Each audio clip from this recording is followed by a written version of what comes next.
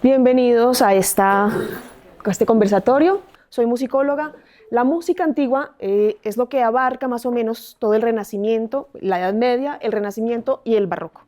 La Edad Media aproximadamente se dice que hasta 1492, el Renacimiento terminaría en 1601 con la primera ópera, y de 1601 a 1750 el Barroco. El programa que vamos a tener hoy habla de un momento muy específico en la historia, y es la aparición de las mujeres como compositoras. Vamos a tener una charla en la que les voy a decir que esto tiene, muchos matices. Está lleno de sí, pero no. No es un secreto para nosotros que la presencia femenina o la imagen femenina durante toda la música antigua fue poca. La participación de las mujeres fue poca en cuanto a intérpretes y compositoras. No voy a ahondar en eso, por supuesto, todos saben que la mujer relegada a su papel de ama de casa o de mamá, pues no tenía la posibilidad de ejercer una carrera pública. Aquí empiezan el sí, pero no. Digamos que sí es verdad, por supuesto, la mujer no tenía la misma capacidad del hombre de llevar una vida pública, de ser una compositora, pero hay un rol muy específico que empezaron a jugar las mujeres como cantantes y como intérpretes. Me voy a dar, por ejemplo, un ejemplo de la Edad Media, perdón la redundancia. No sé si ustedes conocen el caso de Hildegard von Bingen. Ella fue una monja. Digamos que curiosamente, la primera emancipación femenina musical sucedió en un convento, porque en los conventos las monjas estaban entre monjas, y aunque tenían el yugo de la Iglesia Católica, que estaba, por supuesto, siempre determinando qué se cantaba, qué se hacía, cómo eran las misas, las mujeres no pueden oficiar misa. Dentro de un claustro femenino, las mujeres sí pueden, de alguna manera, determinar qué hacen, quiénes cantan. Hildegard von Bingen compuso para mujeres, pero este es un caso único. Además tenemos las partituras. Esto es 1100. Nosotros vamos a escuchar hoy música del Barroco, es decir, 1600 a 1750. ¿Qué fue lo que sucedió?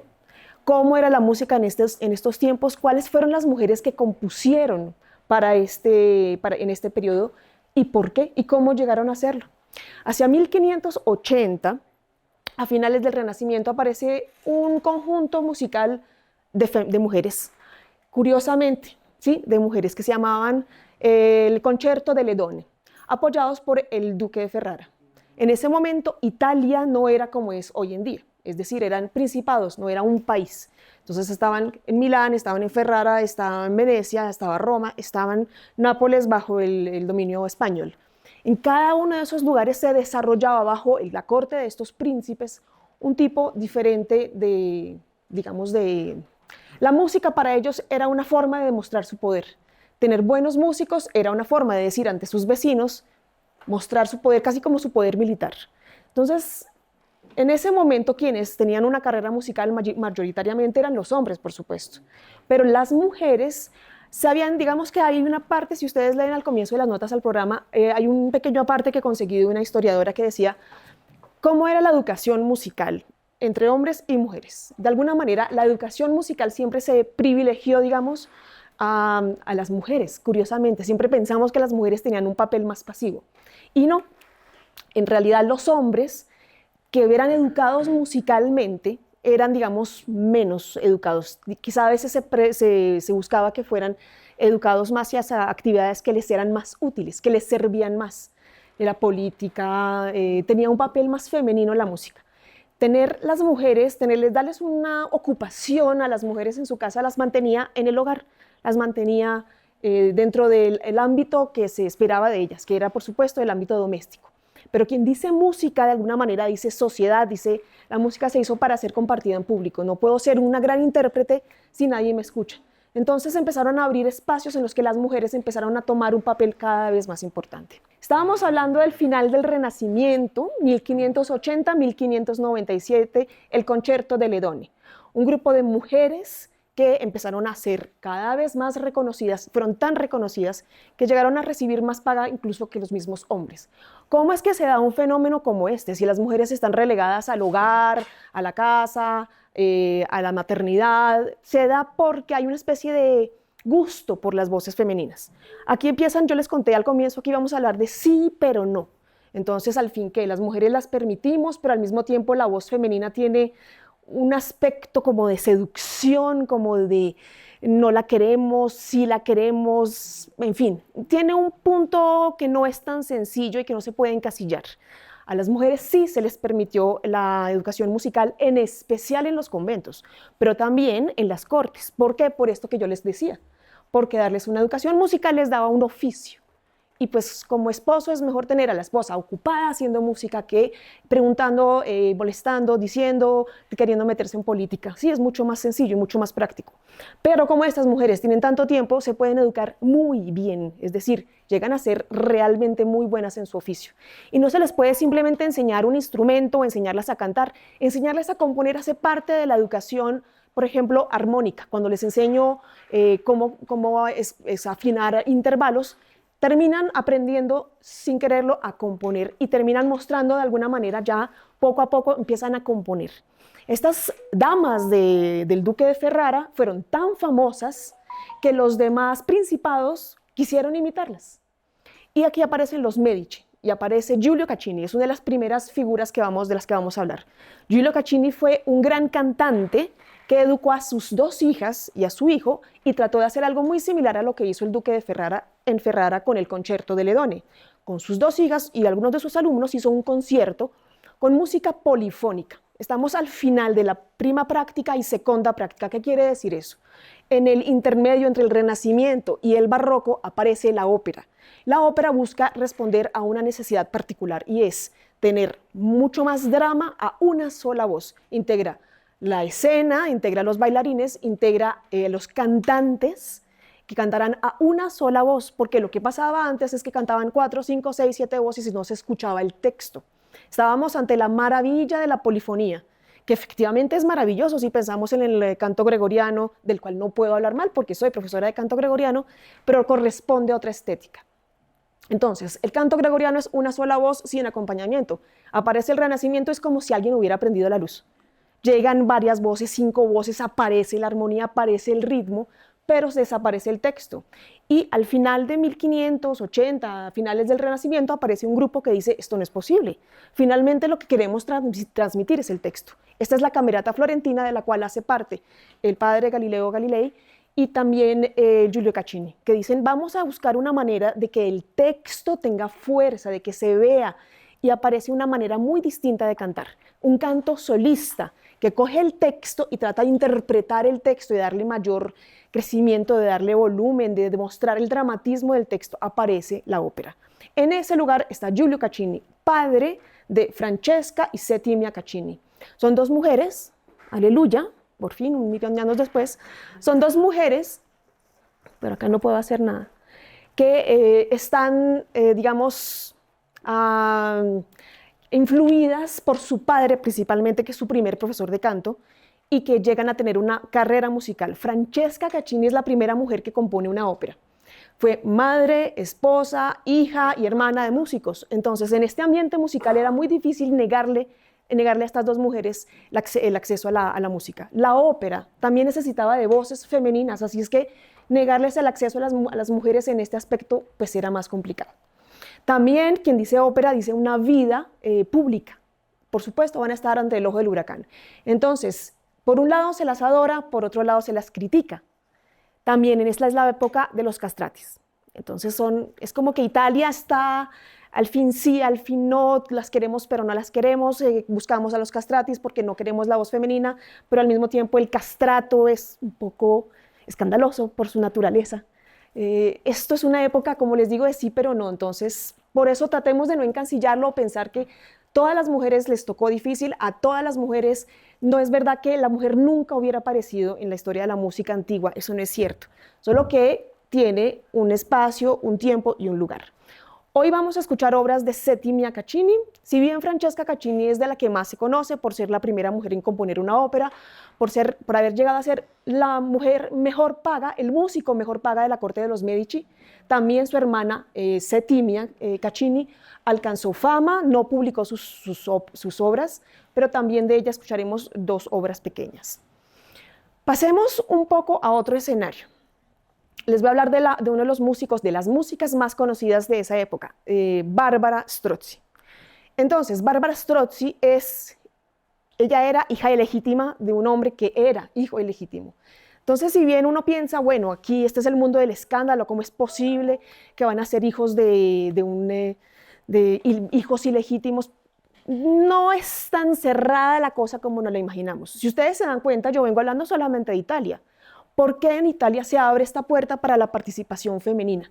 Esa fue una de las preguntas que yo me hice. ¿Por qué no Alemania? ¿Por qué no España? ¿Por qué no Francia? No quiere decir que no las hubiera habido, pero los príncipes, para poder una mujer tener una carrera musical, necesita un poco el apoyo de la jerarquía, de los príncipes y de la Iglesia Católica. Y muchos de estos príncipes estaban muy cercanos a la Iglesia Católica, al Papa no solamente, sino a los obispos. O muchos de ellos eran parte de la Iglesia Católica, así es que tuvieron un margen para poder obrar un poco más grande.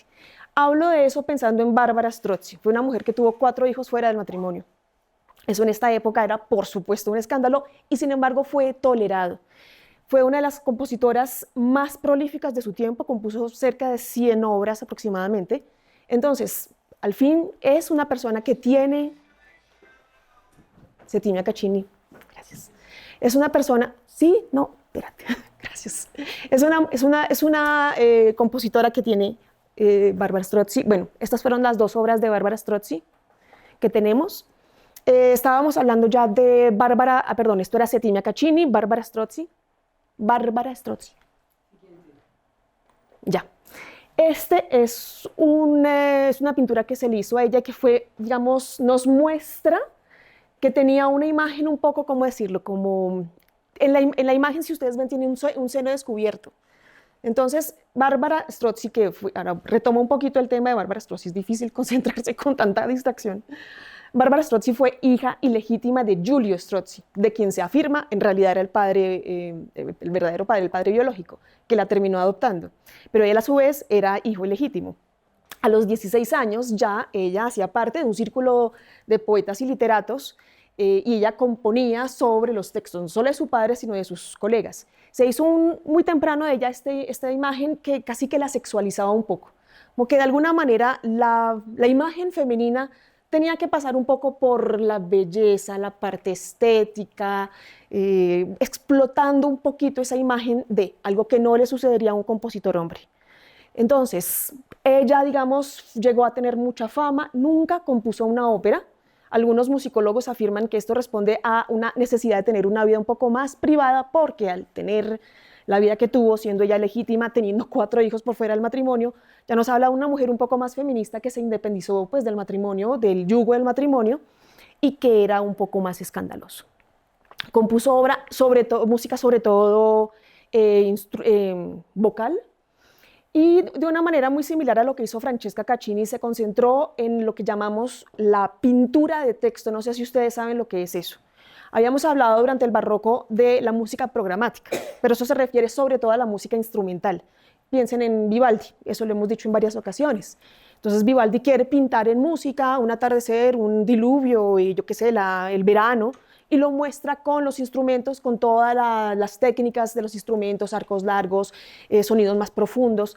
La pintura de texto trata de justamente eso, pintar el texto. Entonces, si hablo de amor, busco una voz más lánguida. Si hablo del silencio, entonces hago un silencio. Si hablo de la muerte, entonces voy bajando el sonido hasta llegar al punto más bajo.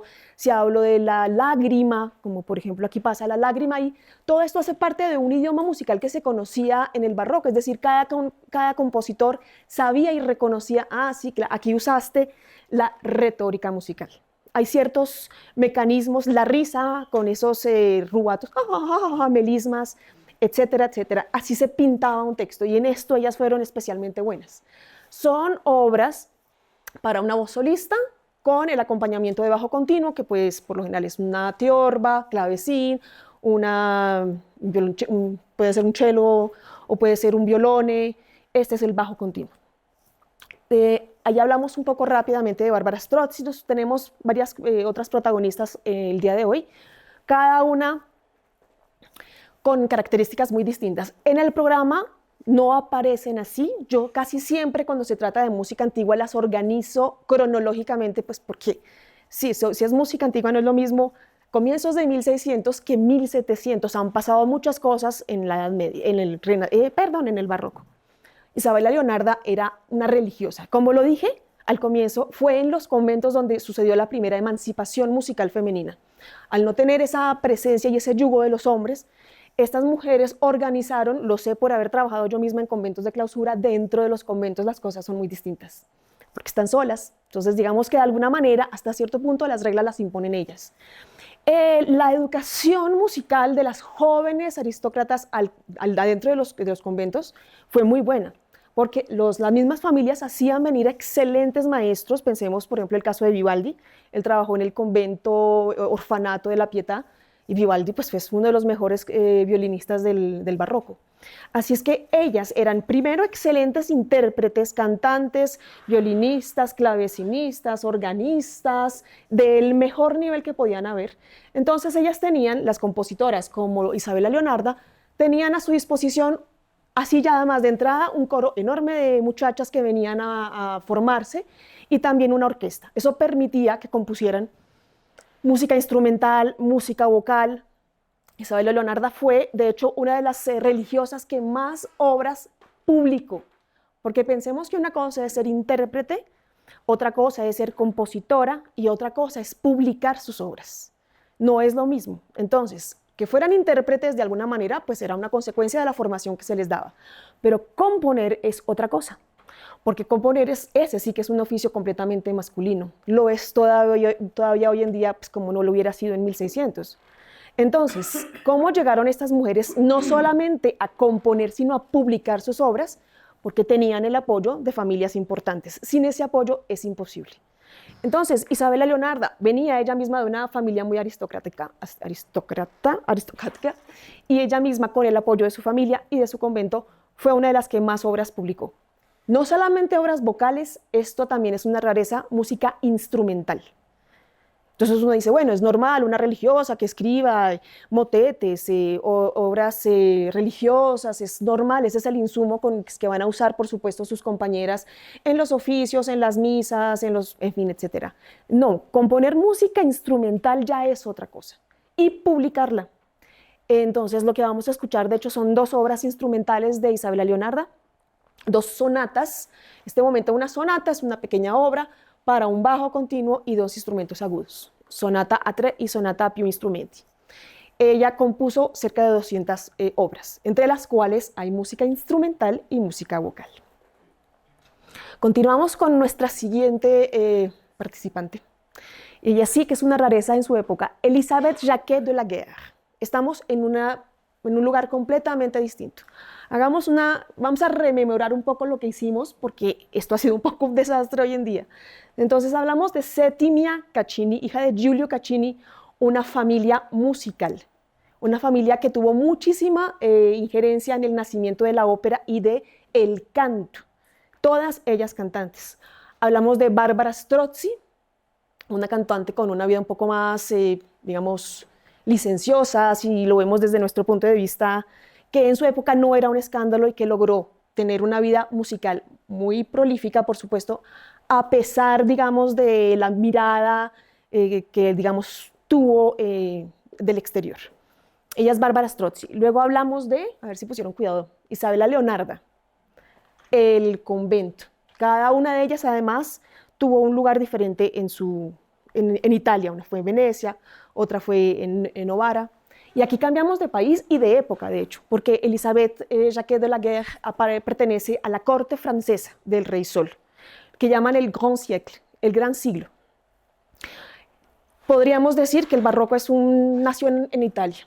Nació la ópera y nació ahí el barroco, en 1600. En ese tiempo, en Francia, las cosas son distintas. La ópera llega a Francia, llega a Alemania, llega a España, pero de una manera distinta. Y en ese tiempo hay una disputa entre Francia e Italia. ¿Quién es mejor? ¿Quién tiene los mejores instrumentos? Mi música es más refinada, usted con esos castratis, usted con esa ópera, yo voy a inventarme una ópera en francés, le decía Lully al Rey Sol. Si no, les invito a ver la película El Rey Danza, que es la historia de Lully y del Rey Sol. Lully era un italiano que se hizo naturalizar francés, y que se convirtió en el principal músico del Rey Sol. Entonces, ¿por qué tiene todo esto que ver? Imaginémonos esta corte. Una corte donde hay un predominio de la nobleza. Luis XIV llega a Versalles, él es el que hizo la corte de Versalles, pero llega tarde. Durante todo ese tiempo permanece en París. Y él tenía, digamos, un gran problema con la nobleza. Quería controlarla permanentemente, porque había un problema, antes hubo un problema también civil, los nobles contra el rey, entonces él tenía una especie de paranoia de querer controlar a la nobleza. Parte de eso pasaba por ofrecerles música, ópera, etc. Todo esto, por supuesto, liderado por los hombres. Pero en ese tiempo apareció algo que, no sé si ustedes lo conocen, y es el preciosismo. Entonces es un tipo de nobleza donde sobre todo las mujeres se reunían a hacer salones literarios. Eso fue lo que trató de ridiculizar de alguna manera o parodiar Molière en Las Preciosas Ridículas, que es una obra de teatro en la que le muestra al rey, para agradarlo, cómo esa clase, esa nobleza que se había rebelado contra el rey muchos años antes, tenía ese snob y no sé, exceso de cuidado. Pero esa es una forma de ridiculizar ese aspecto del preciosismo. Pero el preciosismo fue, digamos, fue una reivindicación femenina. ¿Reivindicación de qué? Contra el matrimonio, contra el yugo de los hombres, y buscando mayor galantería de la parte de los hombres, un poco más de romanticismo.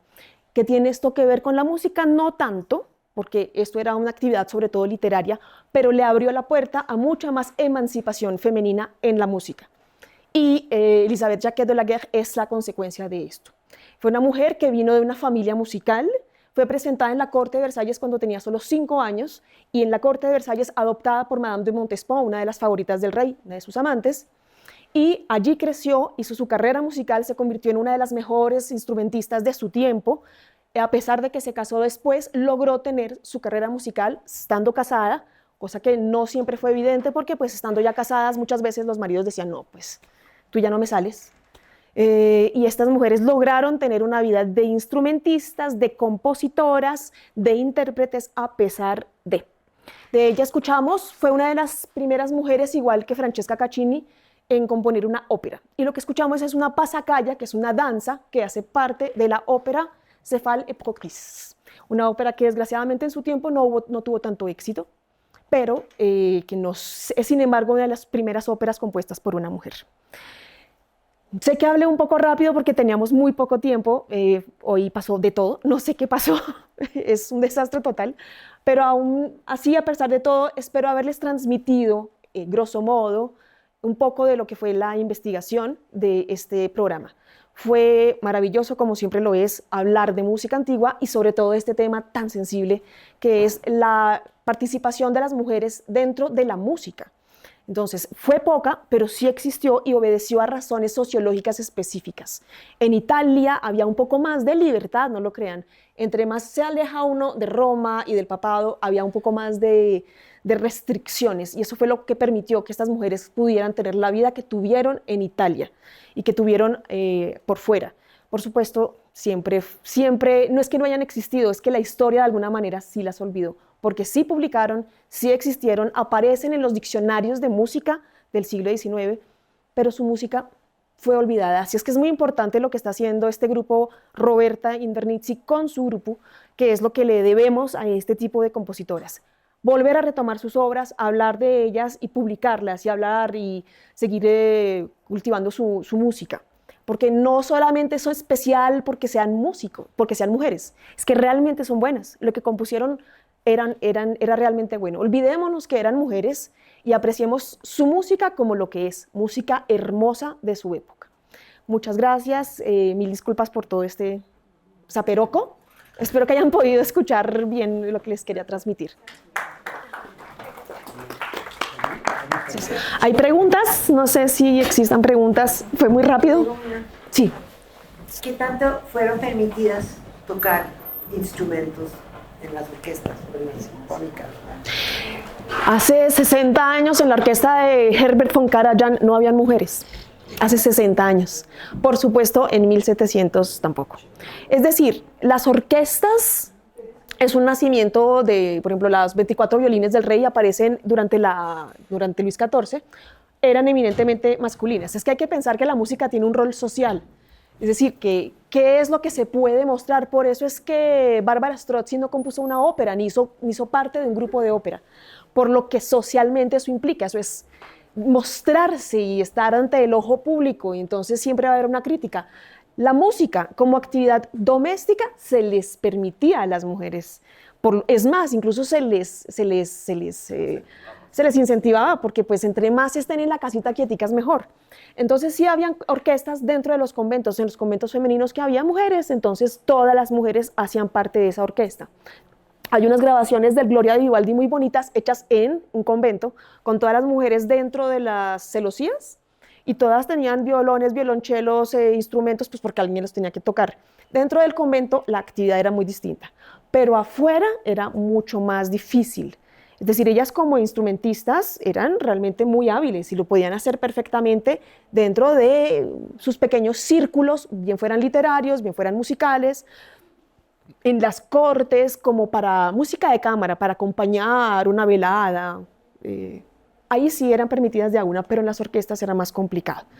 Pues sí, la realidad tenía muchos matices, dependía de la corte, de la época, del príncipe, de la religión. Por ejemplo, ninguna compuso misas, porque esas eran las grandes formas musicales de la Iglesia Católica. Se les enseñaron obras más pequeñas.